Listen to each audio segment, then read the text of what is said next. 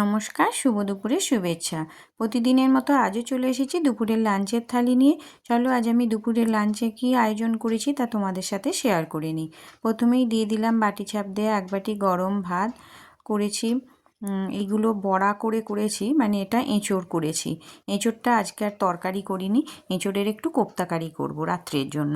তো তার থেকেই দুটো ভাজা আর কি তুলে রেখেছি প্রথম পাতে দেওয়ার জন্য। করেছি ডাঁটা আলু কুমড়ো দিয়ে একটা তরকারি, মাছের তেল ভাজা, আর কাতলা মাছ আলু দিয়ে আর ঝিঙে দিয়ে বড়ি দিয়ে পাতলা করে ঝোল, একদম এই গরমে খাওয়ার মতো একদম উপযুক্ত একটা ঝোল।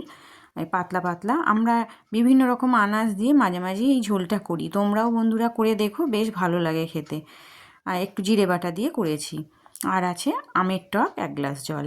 এই ছিল আমার দুপুরের লাঞ্চের ছোট্ট আয়োজন। তোমাদের কেমন লাগলো অবশ্যই কমেন্ট করে জানিও। ভালো লাগলে একটা ছোট্ট করে লাইক করে দিও। আমার পাশে থেকো, আমার চ্যানেলটাকে সাবস্ক্রাইব করে দিও।